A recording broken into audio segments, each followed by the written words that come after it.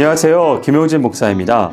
이 영상은 성경 통독하시는데 도움을 드리기 위해 마련한 영상입니다.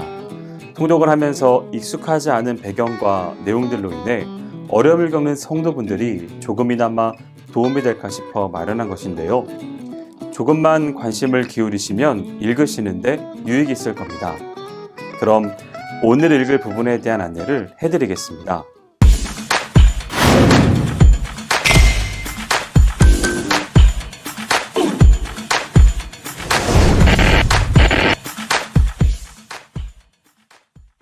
오늘 읽을 본문은 열왕기하 18장 1절에서 8절 그리고 역대하 29장에서 31장과 함께 시편 48편까지입니다.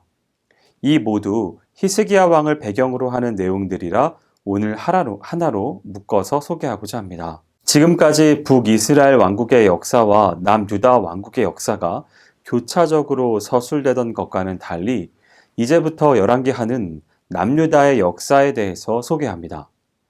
따라서 본문에서부터 25장까지의 내용은 북이스라엘 왕국이 멸망한 BC 722년 이후부터 남유다가 멸망하는 BC 586년까지 약 150년간의 역사에 해당하는 셈입니다.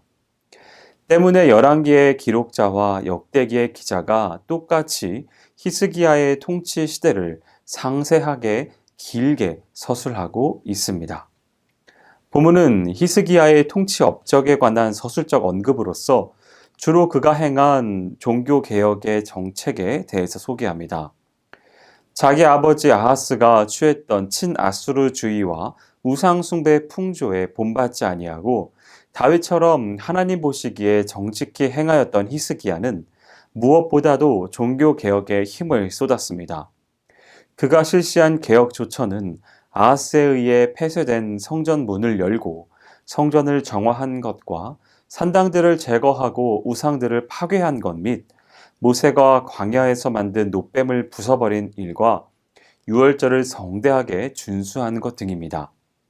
그런데 여기서 히스기야가 모세에 의해 만들어진 놋뱀을 부숴버린 것은 비록 광야에서 그것이 구원의 상징이기는 했어도 후대에 이르러 우상 숭배의 대상이 되었기 때문입니다. 바로 이와 같은 종교개혁 정책과 아울러 히스기야는 아수르를 의지하기보다 오직 하나님을 의지하는 자세를 취함으로써 아하스 때 쇠약해진 유다 왕국의 국력을 다시 번성케 할 수 있는 축복을 누렸습니다. 역대하 29장은 남유다의 13번째 왕인 히스기야의 성전 정화 사업 및 성전 제사의 재개에 관한 내용이 담겨져 있습니다. 1절에서 19절은 히스기야가 왕 위에 오른 후 제일 먼저 행한 종교 개혁과 성전 성결을 소개하고 있습니다. 구체적으로 히스기야의 통치에 대한 개괄적인 언급이 있고 히스기야의 성전 성결에 관한 명령과 그러한 작업의 이유가 기술된 후 실제 이에 대한 실시에 대한 내용으로 되어 있습니다. 히스기야는 선왕인 아하스의 불신앙의 범죄로 인해 유다 왕국이 전쟁의 징계를 받았다는 사실을 깨달아 왕위에 오르자 먼저 성전 성결을 통한 신앙 회복 운동을 전개하였습니다. 당시 북이스라엘은 우상 숭배와 불신앙의 범죄로 인하여 유다 왕국이 전쟁의 징계를 받았다는 사실을 깨달아 왕위에 오르자 먼저 성전 성결을 통한 신앙 회복 운동을 전개하였습니다. 당시 북이스라엘은 우상 숭배와 불신앙의 범죄로 인하여 아수르에게 멸망당하였습니다. 또한 열왕들의 우상 숭배로 인해 유다 왕국의 백성들 역시 우상 숭배에 빠져 있어 국가적으로 그리고 신앙적으로 위기 상태였습니다. 이때 히스기야는 이런 모든 난국을 해결할 수 있는 유일한 방법이 하나님의 도우심을 회복하는 것이라 생각하여 가장 우선적으로 종교 개혁을 실시하여 성전을 성결하고 언약 신앙을 회복하려고 한 것이었습니다. 20절에서 36절은 히스기야가 성전을 성결하게 한 후 하나님께 예배하는 모습을 소개하고 있습니다. 앞서 성전 성결 운동이 외형적인 개혁이었다면 본문의 개혁은 백성들과 히스기야의 내면적 개혁이라 볼 수 있습니다. 그 내용은 히스기야의 속죄제, 유다 백성들의 경배와 감사제로 구성되어 있습니다. 성전의 복구와 청결 작업이 끝나자 히스기야는 각종 제사 제도의 회복을 시도했습니다.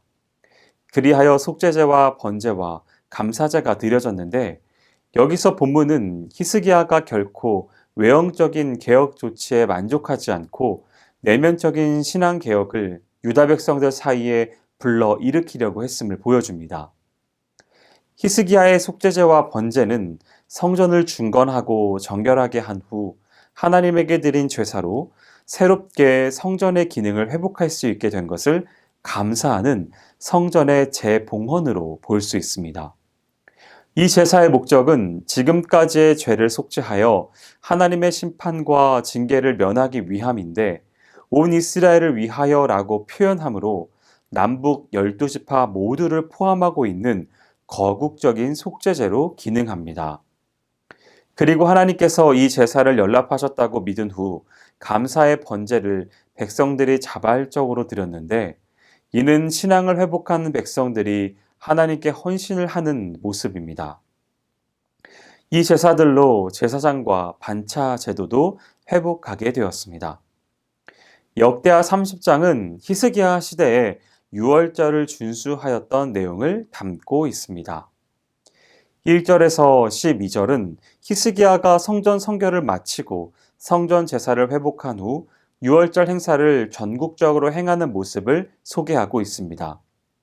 이러한 유월절 준수 기사는 본서와 동시대의 역사를 다룬 열왕기서에는 기록되지 않습니다.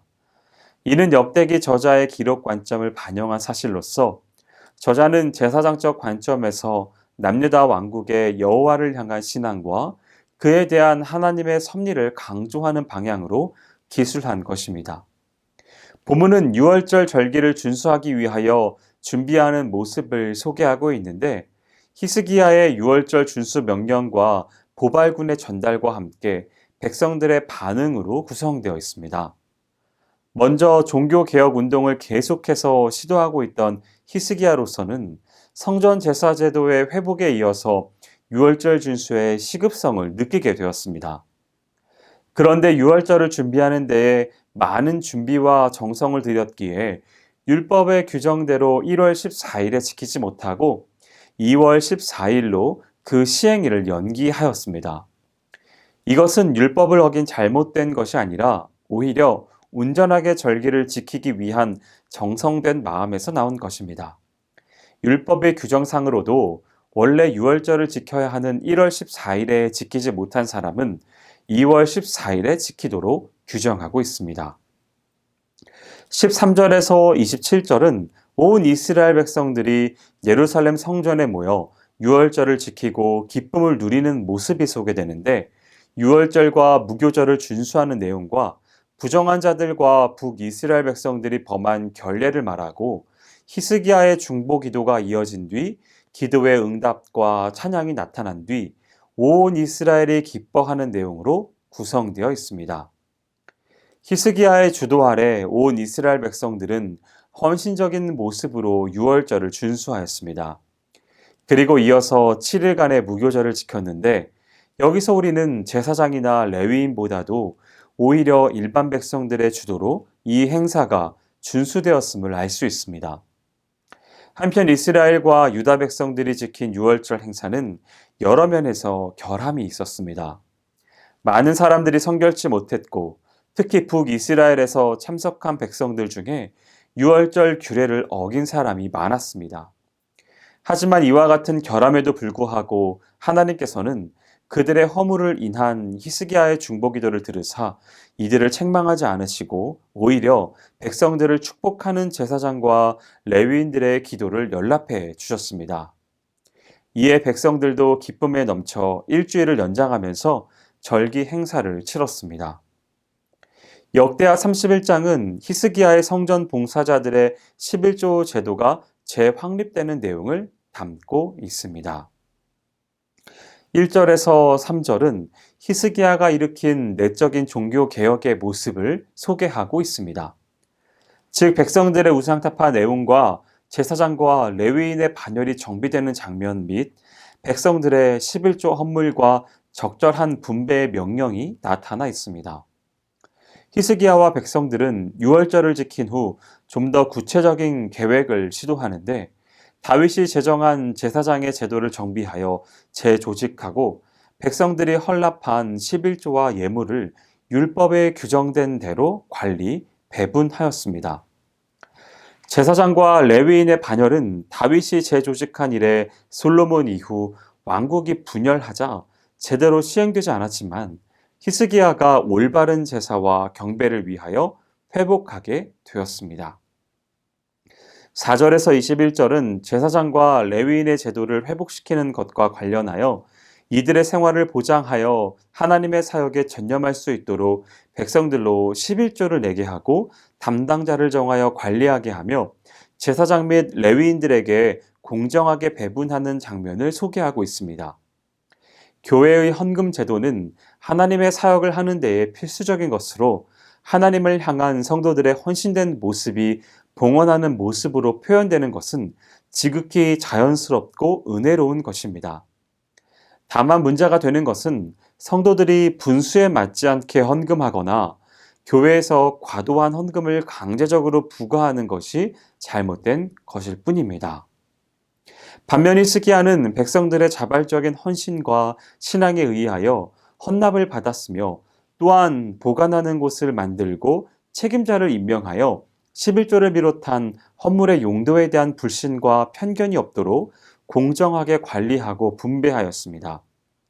이런 히스기야의 모습은 하나님 앞에 기쁘게 상달이 되어 그 행하는 일이 형통하게 되는 큰 축복을 받게 되었습니다. 시편 48편은 고라 자손의 시로서 히스기야 통치 시대 때 이방의 침공으로 멸망의 위기에 처했던 예루살렘이 하나님의 놀라운 구원 역사로 구원된 사건을 배경으로 하고 있는 찬양시입니다. 따라서 앞선 본문들과 함께 읽고자 합니다. 이 시는 온 세계의 통치자이신 여호와가 임재해 계신 곳이고 또한 그의 백성들의 절대 안전이 보장된 곳인 시온에 대한 찬양이 나옵니다. 그리고 권능의 역사로 열방을 두려움에 떨게 하신 여호와의 위엄에 대한 노래가 이어지며 여호와의 인자, 공의, 보호에 대한 기쁨의 찬양으로 끝맺습니다. 여기서 시온은 좁게는 예루살렘과 그 거민을 가리키는 것이지만 넓게 보면 신약시대의 성도들과 교회 및 하나님 나라로 볼 수 있습니다. 따라서 본 시는 궁극적으로 전 우주적 교회에 대한 하나님의 축복과 영광을 노래한 것이라 할 수 있습니다. 이 시에서 시인은 시온을 우리 하나님의 성, 거룩한 산, 큰 왕의 성, 터가 높고 아름다운 곳이라 했습니다. 이는 곧 시온의 거룩함과 견고함 및 아름다움은 전적으로 시온 가운데 임재해 계시는 하나님으로 말미암는 것임을 보여줍니다. 또 시인은 주의 전 가운데서 주의 인자하심을 생각하며 주의 이름, 주의 판단을 인하여 시온이 기뻐하며 찬송함을 노래합니다.